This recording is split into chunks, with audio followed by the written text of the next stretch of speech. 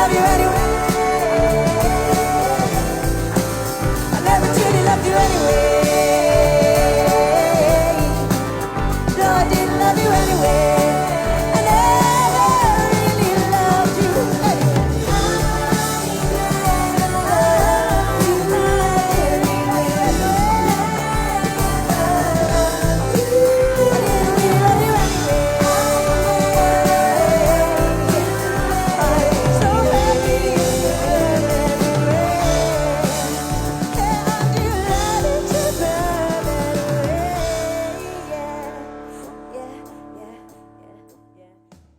Een hele tijd geleden, toen ik 23 was, trouwde ik een weduwe die al wat ouder was. Ze had ook al een dochter en die werkte als model. Mijn vader werd verliefd op haar en ook zij trouwde snel. Zo werd mijn pa mijn schoonzoon en dat bracht me in het nauw. Want die dochter werd mijn moeder, want ze was mijn vaders vrouw. Dan werd ik kort daarop de vader van een pasgeboren zoon. Mijn zoontje werd zodoende ook de zwager van mijn vader. En daardoor dus mijn oom, en dat maakt me alleen maar kwader.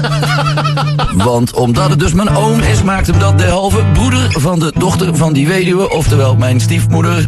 My god, deze is voor Jeroen. En toen mijn vader nogmaals vader werd, toen ging ik door het lint. Want deze halfbroer was mijn kleinzoon, want hij was mijn dochters kind. En mijn vrouw is tevens stiefmoeder van mijn eigen pa. Dus ze is niet alleen mijn vrouw, maar ze is ook nog eens mijn oma.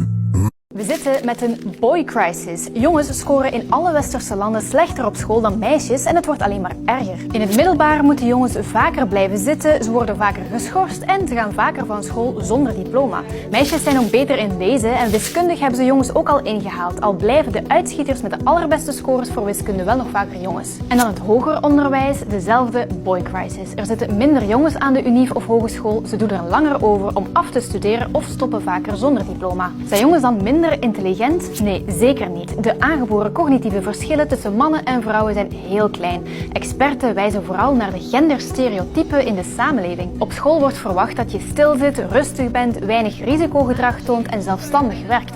Eigenschappen die worden geassocieerd met vrouwelijkheid. En dat merk je nog altijd in de gemiddelde opvoeding. Jongetjes mogen wild ravotten en meisjes worden gestimuleerd om zich rustig bezig te houden. En ook inhoudelijk is het onderwijs verzacht. Taal en communicatie spelen vandaag een grotere rol. If you want to make a positive change in your life, don't sit around waiting for it to happen. Get up and create it. Go outside. Try something new. Smile more. Be curious. Clear out the things and people that drain your energy. Unfollow negativity. Go to bed early. Wake up early and face the day with purpose. Be bold. Be kind. Be grateful.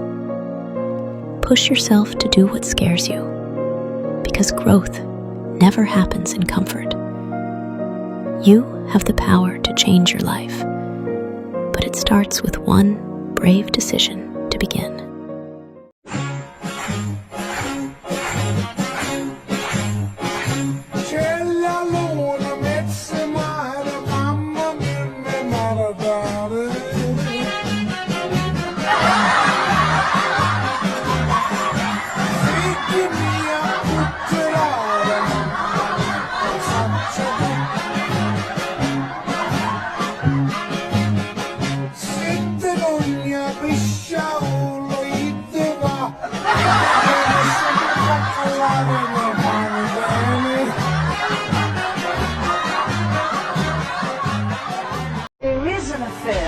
There must be something missing, and either there's something missing in our relationship or there's something missing in you.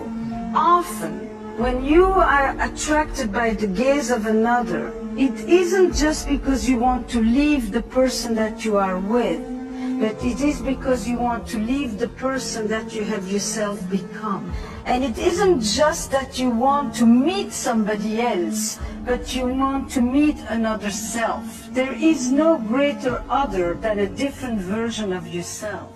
9 painful truths of life.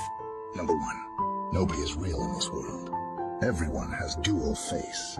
Number 2, people respect the money, not the person.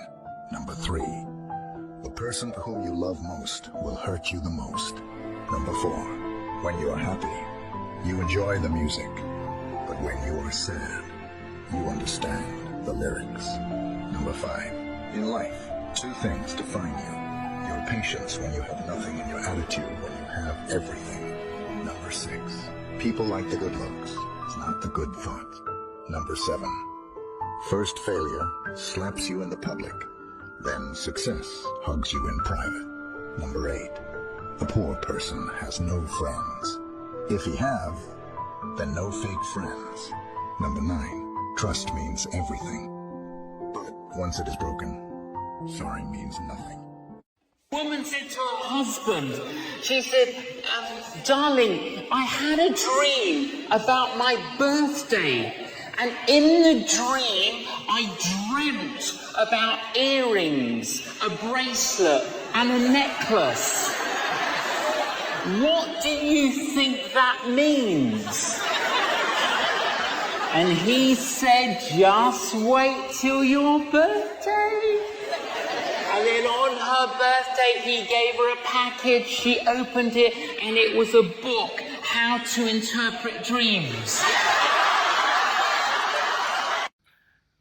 Een algemene gedachte is ook, wanneer een niet-moslim zich bekeert tot de islam, dan worden al je slechte daden, bij wijze van spreken, geërased. En dan wegen al je goede daden wel mee. En dan begin je eigenlijk op een schone lijn. Dus betekent dat ik nu gewoon mijn hele leven gewoon kan zondigen. En dat ik dan net voor het einde me bekeer. En al mijn zonden zijn weg. En het goede blijft over. Ja. Eigenlijk wel. Is dat niet heel gek ook voor jullie? Ja. Dat je dan een heel leven lang soort van je goed gedraagt. En dat zondaars zich bekeren op het laatste moment. En dezelfde... Ja, maar weet je wat het is? Als je... Allah weet wat in onze harten zit, zeggen we altijd.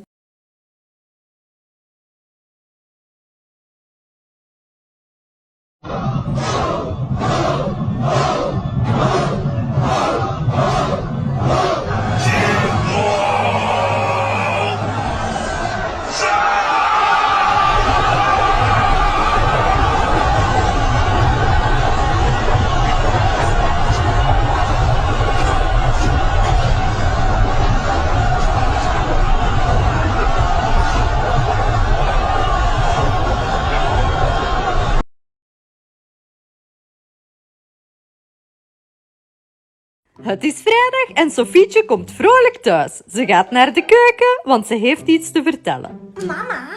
Ja, schat? Ik moet je iets vertellen. Vertel maar.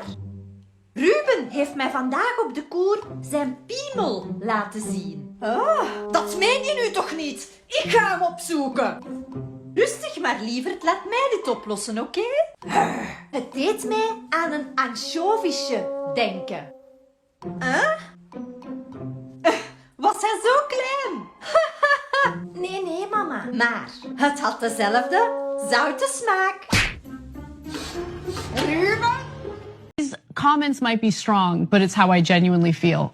I don't care that you're a Christian. I don't care what the Bible says. Like, I feel like it's a clown show, like sitting here trying to decipher what your little mythical book has to say about these very real political issues, right? I don't care if you're Christian. In fact, I will fight for you to have your religious liberty and practice your Christianity. I believe in that. I don't believe in Christianity, which means that you do not get to dictate the way I live my life based on your religion. I don't care what the Bible says. You have every right in the world. All those women who identify with your religion have every right in the world to not get an abortion, to not take birth control, but they do not have the right to dictate my life.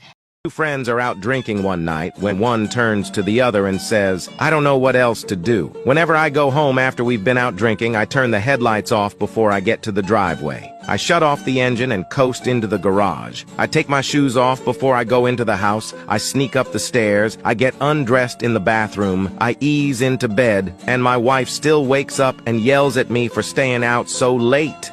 His buddy looks at him and says, "You're obviously taking the wrong approach." He continues, "I screech into the driveway, slam the door, storm up the steps, throw my shoes into the closet, jump into bed, rub my hands on my wife's ass and say, 'How about a blowjob?'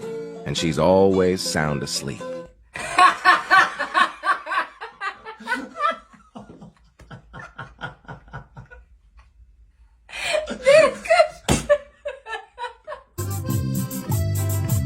Me muero porque él me quiera, por tenerlo entre mis brazos y escuchar que un día me diga, vida mía, te quiero tanto. Dice, el de los ojos negros me tiene loca.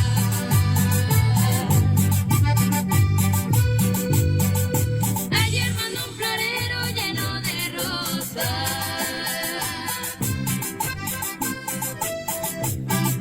Y una carta que dice cosas hermosas.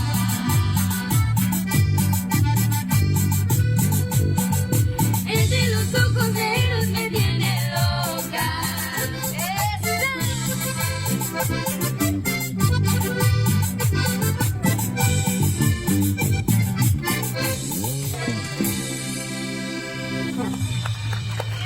One day, you'll look back and see how far you've come. How every challenge shaped your strength. How every setback taught you resilience. And how every moment of doubt led you closer to who you were meant to be. You'll realize that even when it was hard, you never gave up on yourself. You kept growing, kept believing, and kept moving forward.